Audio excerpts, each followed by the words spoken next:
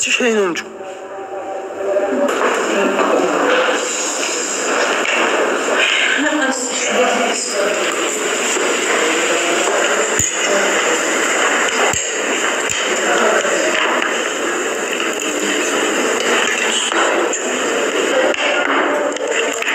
የኔ ተቀመጭና ቢ ምንም እኮ ያረሽ አይደለም ባይሆን ከበላሽ በኋላ ወደ ስራሽ ትመለሻለሽ አይ እናንተ ብሉ እኔ እናንተ ከበላችሁ በኋላ በላለሁ ስራ ይሻለው አይ ግን አይሆንም እኔ እኮ አሁን በደንብ እየተሻለኝ ነው ባይሆን ተቀመጥሽ ቢና ከዛ ብር ስራውን እንሰራለን እባክሽ ተቀመጭና ቢኒ እንደስ እንዲለኝ እውነት እኔ ስቀመጥ ደስ ይልሻል አዎ ግን ደስ ይለኛል እሺ በቃ ምግቤን ይዤ ልምጣ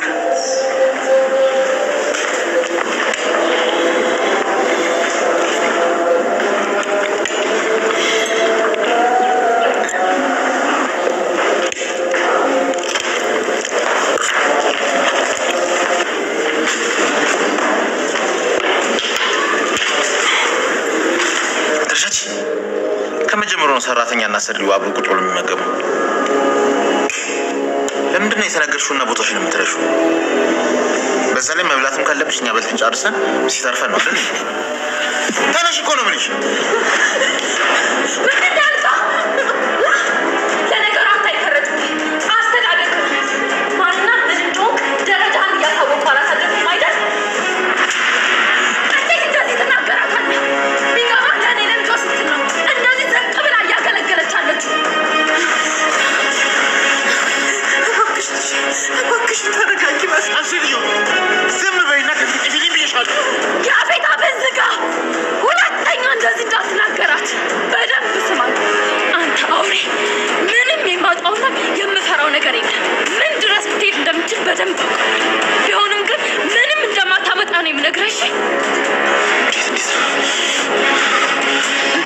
ናገሯጂ ቆይ ማን እንደዚህ ልብ ይሰጣሽ በአንገሪ ምንም ማላመጣ ነው እንደሚመስልሽ አዋታለች ምንም እንደማታመጣ ነው የሚነግር ካብኩታልከው ነገር በሙሉ አንድ በአንድ ሲፈርስ ታያለህ ብለሽ አትቀባጥሪ እሱን አብረን እናያለን አይሻልም እባክሽ ብቻ ዞርሽ አርመጭ እባክሽ ዝናይ ለምንድን ነው ወደ ሳል ምዞረው እኔን ተጋፈጠኝ አያቤት ለማንኛውም ምንም አታመጣ ምንም በደንብ ተጠንቀቅሽ ሲሆንሽ ምንም አላረግሽ እንዳልሽው ምንም እንደሚፈጠር አብረን እናያለን አዎ ልክ ነህ አቶ ያቤት እንዳይረፍድ ወደ ስራ ሄድ እኔና እናቴም ቁርሳችንን ላና ወተን ገዛዝተን እንመጣው ነገር አለ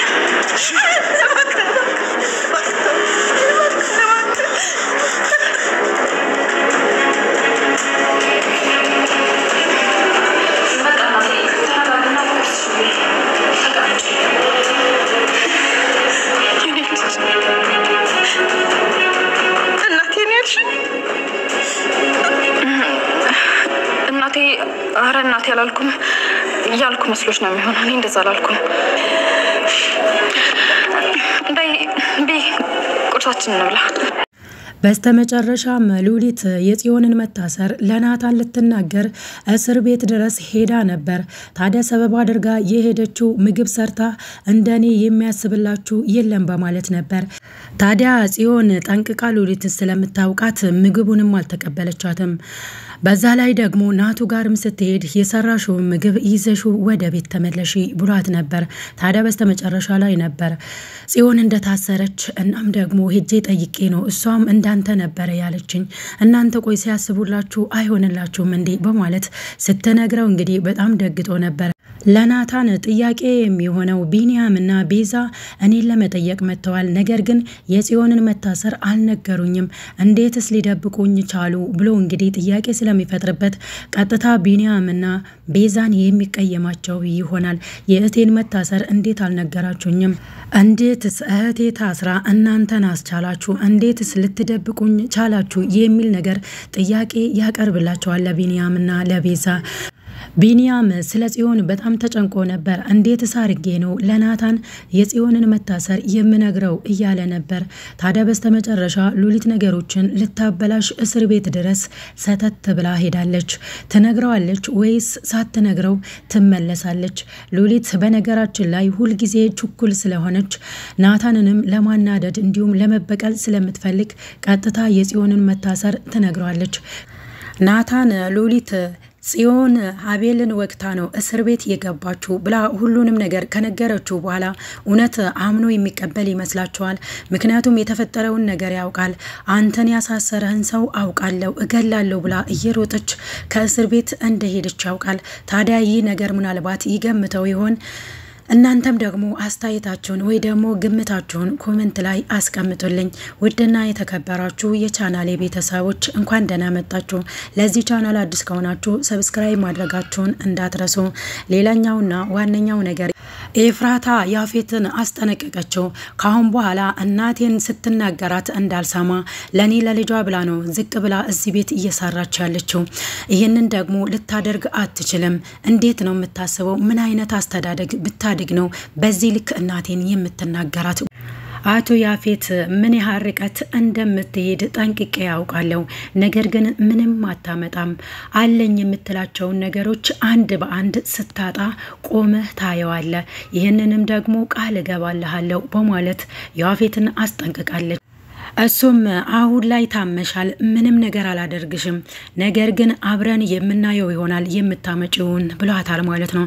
ኤፍራታ እንግዲህ እናቷን ሲናገራት በጣም ስሜታዊ ሆና ነበር ስትጮህበት የነበረው።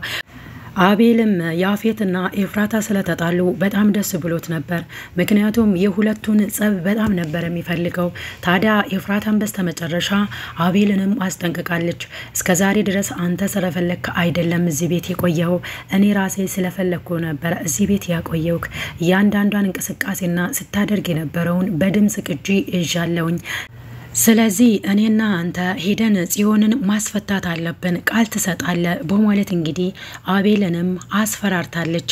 በዛ ላይ ደግሞ ያፌት ራሱ እናት ትመጣለች፣ ልብስህን ይዘ ከናት ጋር ወደ ቤት ትመለሳለ፣ እዚህ ምንም አሰራም ብሎት ነበር። ታዲያ ያንንም ነገር ኤፍራታ ሰምታ ስለነበር አንተም እንግዲህ እናት ስትመጣ ያፌት እንዳለክ ጨርቅህን ጠቅልለ ወደ እናት ቤት ከናት ጋር ትመለሳለ። ነገር ግን ሁለት አማራጭን እሰጣለሁኝ። በአንደኛ ደረጃ ላይ ጽዮንን ታስፈታታለህ፣ ሄደህ ቃልን ትሰጣለህ። አይ የምትል ከሆነ ደግሞ ያፌት አውሬ እንደሆነ ታውቃለህ። ሁሉንም ነገር ለያፌት ነግሬ ጉድ ነው መሰራክ። ስለዚህ ሁለቱን አማራጭ ካልተጠቀምክበት ከዚህ ቤት እንደምትወጣ ማወቅ አለብህ ብላ ኤፍራታ አስጠንቅቀዋለች አቤልን። ታዲያ አቤል በኤፍራታ ሀሳብ የሚስማማ ይመስላችኋል? ምክንያቱም በአሁን ሰዓት ላይ ከዛ ቤት መውጣት አይፈልግም። ያንን ነገር ለማድረግ ደግሞ ግዴታ ጽዮንን ማስፈታት አለበት። አቤል ለያፌት ሲለው የነበረው ለሷ እንዴት ነው እንደዚህ ርህራሄ ሊኖርክ የቻለው? ወይስ ዘመድክ ናት? እኔ ዘመድህ እያለው አንተ ግን ለማንም ተራ ሰው እያሰብክ ነው እኔን የምታስጨንቀው? እንዴት በዚህ ልክ እኔ ተጎድቼ አንተ ለማንም ተራ ሴት እንደዚህ ትጨነቃለ ብሎታል። ታዲያ ያፌት በዚህ ንግግሩ ስሜታዊ ሆኖ ነበር። አርፈ እኔ ያልኩህን አድርግ፣ አለበለዛ ግን ከዚህ ቤት አሽቀንጥሬ ነው የማስወጣክ ብሎታል። እንግዲህ መጨረሻውን የምናየው ይሆናል። ሌላኛውና ዋነኛው ነገር ለቢኒያም አንድ ስልክ ተደውሎለት መሰባሰብ አለብን እያሉት ነው ያሉት። ምንድነው አሁን ላይ መነጋገር ይፈልጉት? ቢኒያም እንደሚታወቀው ከኢንስፔክተሩ ጋር አንድ ላይ በመሆን ስለ ናታን ጉዳይ እየሰሩ ነው ያሉት። በሌላ በኩል ዲያራ እናቷን እያስጨነቀቻት ነው። የሰማችውንም ነገር እውነቱን ተናግራ ናታንን እንድታስፈታ ፈልጋ ነበር። ነገር ግን አንቺ ያልሽው አይሆንም፣ ሁልጊዜ እኔ ያልኩት ነው የሚሆነው፣ አንቺ አስፈቺ ብለሽ ስለነገርሽኝ አይደለም ናታንን የማስፈታው ብላ እምቢ ብላታለች። ራሴን አጠፋለሁ ናቱን ካላስፈታሽ ስትላት እንግዲህ አሻፈረኝ ብላ ልጇ ምንም እንደማታደርግ ስለምታውቅ በዚህ ልክ ባትሳፈጭኝ ይሻልሻል፣ ደግሞ ምን እንደማደርግ አንቺም ጠንቅቀሽ ታውቂያለሽ ብላታለች። ሀረመኔ እንደሆነችና እንዲሁም ደግሞ የሷን ቃል እንደማትተገብር አውቃለች ዲያራ። በዚህ ልክ እንግዲህ ናታንን እያፈቀረች መታለች። እናቷ ናታንን እንድታስፈታ በጩቤ ራሴን እወጋለሁ በማለት እያስፈራራቻት ነበር። እንደማታደርግ ስለምታውቅ በይ አድርጊያ በዚህ ነው እንዴ እኔን የምታስፈራሪኝ በማለት እንግዲህ ናታንን እንደማታስፈታ ነግራታለች። ነገር ግን የዲያራ እናት በጣም ደንግጣለች። ዲያራ ሁሉንም ነገር ስላወቀችባት የአባቷ መሞት ውስጥ የእናቷ እጅ እንዳለበት ስላወቀች እሷም አስደንግጧታል ይሄ ነገር። ታዲያ ምን ነበረ ስትላት የነበረው እኔና ወንድምሽ ስንጨቃጨቅ ስለሰማሽ ብቻ ነው እንዴ እንደዚህ እኔን የምትጠረጥሪኝ? እናም ደግሞ እኔን መጠየቅ ነበረብሽ። በዚህ ልክ ነው እናትሽን የምትገምቻት በማለት ነገሮችን ለማስቀየስ ሞክራ ነበር። ነገር ግን ዲያራ ሁሉንም ነገር ከሷ አፍ ነበር የሰማችው። ታዲያ ወንድሟ መልሶ እሷን እንደዋሻት አድርጋ እንዲሁም ደግሞ እኔን እናትሽን ለማስፈራራት ነው የተጠቀመው የሚለውን ነበር ስትነግራት የነበረው። ዳግም የጽዮንን መታሰር ሲሰማ ከቢኒያም በጣም ደንግጦ ነበር። ልጅቷ ያለችኝ እውነት ነው እንዴ በማለት ታዲያ ቢኒያም ማነች ልጅቷ የምትለው ብሎ ሲጠይቀው አይ እንዲሁ ዝም ብዬ ነው ያልኩት፣ እንዴትስ እንደዚህ ልታደርግ ቻለች የሚለው ጥያቄ ፈጥሮበታል። ታዲያ እነሱ አብሮ ለመስራት የተነጋገሯት ልጅ አሁን ላይ ጽዮን ሰው ወቅታለች። ከወንጀለኛ ጋር መተባበርን አልፈልግም፣ ካሁን በኋላ አልሰራም ከናንተ ጋር ብላ እንቢ ብላቸዋለች። ታዲያ ካሁን በኋላ ጽዮን ምናልባት ከተፈታች ልጅቷ አስተመልሳ ከጽዮንና ከዳግም ጋር አብራ የምትሰራ ይመስላችኋል ወይ? ውድና የተከበራችሁ የቻናሌ ቤተሰቦች ለዛሬ ያዘጋጀውላችሁ ቪዲዮ ይህንን ይመስላል። በቀጣይ በሌላ ቪዲዮ እስክንገናኝ ድረስ ቸር ሰንብቱ።